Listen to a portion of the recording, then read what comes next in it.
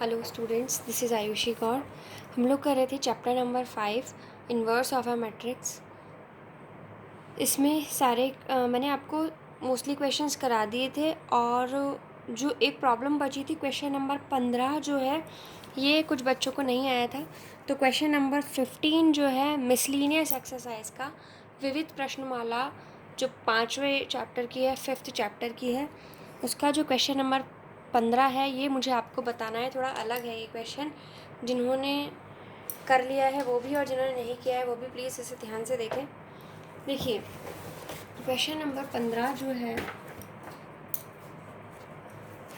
इसमें हमें क्या दिया है, ए एक मैट्रिक्स दी है 1 1 1 1 2 -3 2 -1 3 और हमें क्या करना है, ए इन्वर्स निकालना है और ए इन्वर्स की मदद से x plus Y plus 2z बराबर 0, x plus 2y minus z बराबर 9, x minus 3y plus 3z बराबर -14।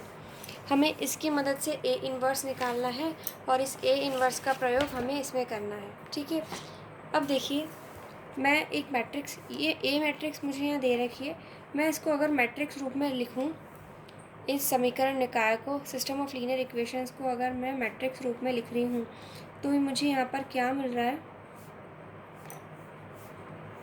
ए एक्स बराबर बी। हम इस तरह से मानते थे, ठीक है, ए एक्स बराबर बी। अब क्या है, मैंने आपको पहले बताया था कि ये जो ए मिलेगा आपको वो हमेशा उसके बराबर ही होगा जो आपको क्वेश्चन में दे रखा है। जैसे कि हमने बाकी के क्वेश्चंस भी किए हैं, जैसे कि मान लीजिए क्वेश्चन नंबर 18 की मैं बात करती हूँ, तो यहाँ पे देखो हमें इससे ए इन्वर्स निकालना है और इसका प्रयोग इसमें करना है।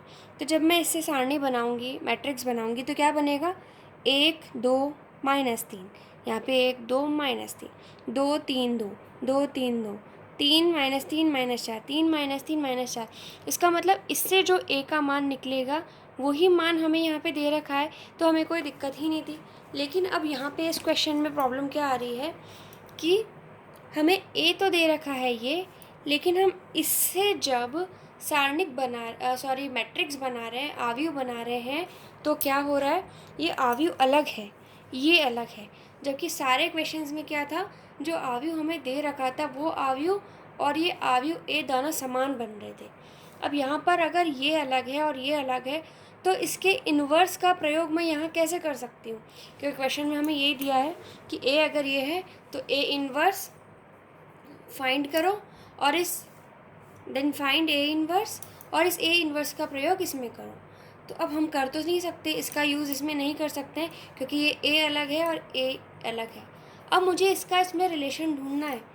अब देखिए आप, अगर आपको ए ये दिया है और मैं अगर इसको थोड़ा सा देखूं तो क्या है, 1 1 2 1 1 2 1 2 -1 1 2 -1 1 -3 3 1 -3 3। इसका मतलब क्या है कि ये जो मैट्रिक्स है वो इस ए के ट्रांसपोज के बराबर है ना। इसको मान लीजिए, अब क्योंकि ए तो मुझे ये दे रखा है और ये ए और ये आपस में बराबर नहीं है, इसलिए मैं इसे ए तो कह नहीं सकती, तो हम नाम चेंज कर देते हैं। मैं इसे क्या कह रही हूँ, बी एक्स बराबर सी कह देते हैं हम इसे, ठीक है।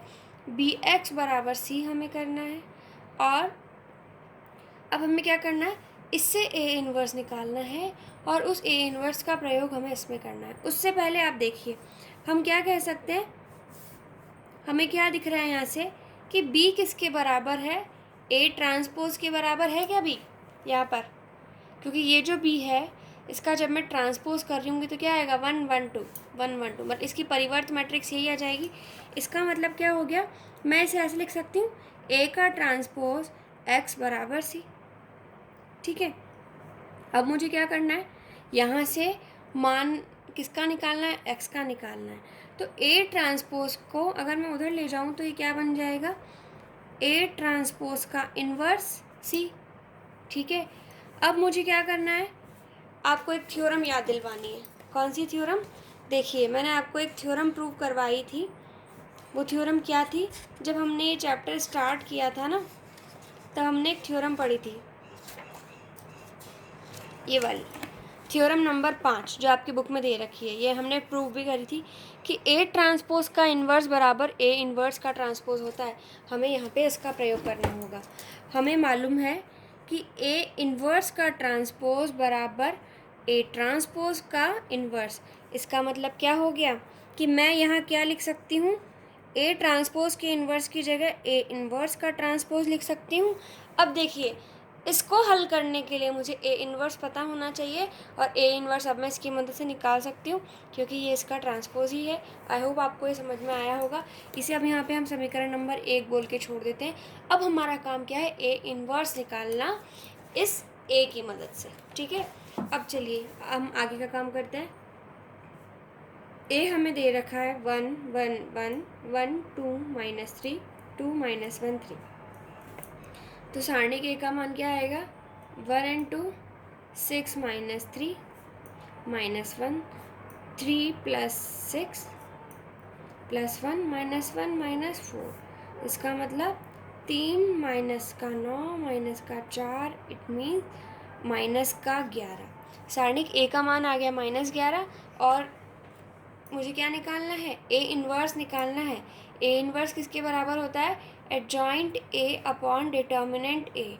एडजॉइंट ए अपॉन सारणिक ए के मान के बराबर होता है। तो एडजॉइंट ए निकालने के लिए अब मुझे क्या क्या करना पड़ेगा, एडजॉइंट ए किसके बराबर होता है, एडजॉइंट ए बराबर होता है A11 A12 A13 A21 A22 A23 A31 A32 A33। अब मुझे इन सब के मान ही तो निकालने।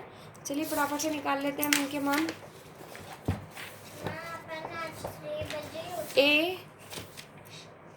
ए हमें गिवन है 1 1 1 1 2 -3 2 -1 3। इस ए को मैंने एक बार के लिए लिख लिया है क्योंकि बार बार हमें पेज चेंज करना पड़ेगा, इसलिए ये अलग से है। अब हमें क्या करना है, एडजॉइंट ए का मान निकालना है। उसके लिए हम A11 निकालें। A11 क्या होगा हमारा, A11 जब हम निकाल रहे हैं तो क्या बनेगा, -1 की पावर 1 + 1 और ये वाला उपसारणिक तो ये जाएगा 2 -3 -1 3। तो उसकी वैल्यू क्या आ जाएगी, 3 × 6 -3 = 3। A12 जब निकालेंगे तो क्या आएगा, -1 की पावर 1 + 2। ये तो आप लोगों को निकालना आता है तो इसलिए मैं इसको फटाफट से निकाल दे रही हूँ। माइनस में 3 + 3 6 -9। A13 = क्या हो जाएगा, -1 की पावर 1 + 3 1 2 2 -1 = -1 -4 = -5। ठीक है, इसके बाद में हम निकालते हैं A21। ये क्या बनेगा, -1 की power 2 + 1 1 1 -1 3 which is equals to minus में 3 + 1 इट मीन्स -4। नेक्स्ट है हमारा A22 -1 की पावर 2 + 2 दिस इज 1 1 2 3। तो ये बनेगा आपका 3 - 2 इट मीन्स 1। ऐसे ही A23 जब निकालेंगे हम तो -1 की power 2 + 3 2 1 2 -1 is equals to minus में -1 -2 बराबर 3। ठीक है, अब A31 A32 A33 बस ये 3 चीज़ें बाकी रह गई हैं।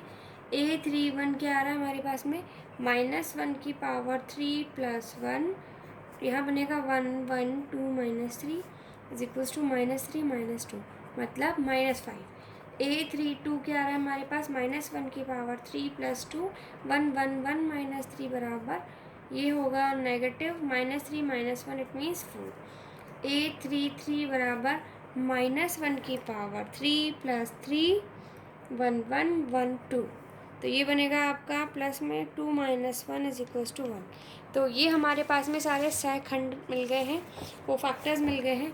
अब हमें क्या करना है, एडजॉइंट ए हमारा कितना हो गया, मान रख दूँ मैं इनका एडजॉइंट ए का ए में, तो ये हो जाएगा आपका 3 - 9 - 5 -4 1 3 -5 4 1। अब हमें क्या निकालना है, ए इन्वर्स निकालना है। ए इन्वर्स किसके बराबर होगा, adjoint A upon determinant A. Determinant A कितना है, -11 आया था, और एडजॉइंट ए क्या है, 3 -4 -5 -9 1 4 -5 3 1। ठीक है, अब ए इन्वर्स हमें कहाँ उठा के रखना है, समीकरण नंबर 1 में। बस यही करना है हमें। एक्स ए इन्वर्स का मान 1 में रखने पर, समीकरण 1 में रखने पर आप क्या लिखेंगे, यूजिंग ए इन्वर्स या putting A inverse in equation 1, x क्या मिलेगा आपको, एक्स बराबर किसके मिलेगा, देखिए अभी हमें क्या करना है, ए इन्वर्स का ट्रांसपोज लेना है हमें, तो ये भी हम पहले ही ले लेते हैं, इसे हम बाद में करते हैं क्योंकि हमें वहाँ पे ट्रांसपोज की ज़रूरत पड़ेगी।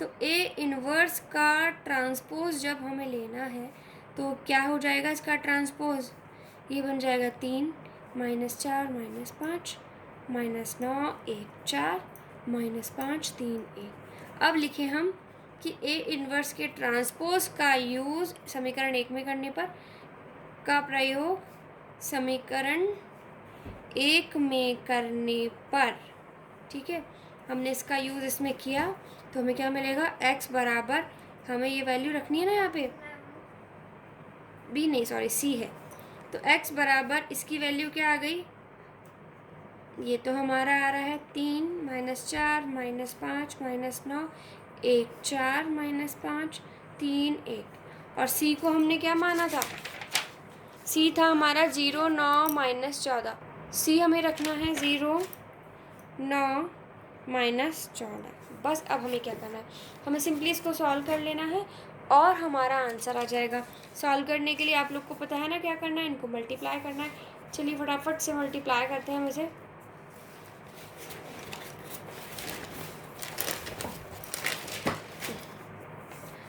x इज इक्वल्स टू, इस माइनस साइन को मैं पहले अंदर गुणा कर देती हूँ ताकि थोड़ा इजी हो जाएगा। तो ये ज़रूरी नहीं है कि आप मल्टीप्लाई करें, चलिए हम बिना मल्टीप्लाई करके ही कर लेते हैं, माइनस को बाहर ही रहने देते हैं। हमें इन दोनों को गुणा करना है, तो गुणा करने के लिए जो सारणिक बनेगी वो क्या बनेगी, 3 × 0 0 प्लस माइनस का 9, जब 9 से गुणा होगा तो क्या बनेगा, माइनस का 81 minus minus plus 14 5 70 0 plus 9 minus 14 3 5 0 plus 9 4 ठीक है। तो x की वैल्यू क्या आएगी हमारी, अभी निकालते हैं हम। यहाँ पे 81 में से 70 गए तो हमें कितना मिलेगा, माइनस का 11। 42 में से 9 गए तो कितना बचेगा, माइनस का 33। 36 में से 14 गए तो कितना बचेगा, इट इज़ 2 and 2 22। तो जब माइनस का 1/11 अंदर गुणा होगा तो x का मान हमें कितना मिल जाएगा, 1 माइनस माइनस प्लस 3 माइनस में 2। तो x को हमने क्या माना है, x y z, तो यहाँ से x बराबर 1 y बराबर 3 एंड z बराबर -2, ये हमारा आंसर आ गया। ठीक है, आई होप आप लोग को क्वेश्चन समझ में आ गया होगा। चलिए अब हम स्टार्ट करते हैं। मेरे हिसाब से सारे क्वेश्चंस हमने कर लिए हैं 5th चैप्टर के। हमारे आपकी बुक में से कितने चैप्टर्स, 3 चैप्टर्स शायद कंप्लीट हो गए हैं, शायद नहीं डेफिनेटली 3 चैप्टर्स हमारे कंप्लीट हो गए हैं। वो कौन कौन से हैं, हमने मैट्रिक्स कर लिया है, हमने सारणिक डिटर्मिनेंट कर लिया है, व्युत्क्रम inverse of A matrix and linear equations कर लिया है। अब जो नेक्स्ट चैप्टर मैं आपको स्टार्ट कराने वाली हूँ वो है चैप्टर नंबर 1। आज हम स्टार्ट करेंगे पहला चैप्टर। उसके लिए आज के लेक्चर में हम करने वाले हैं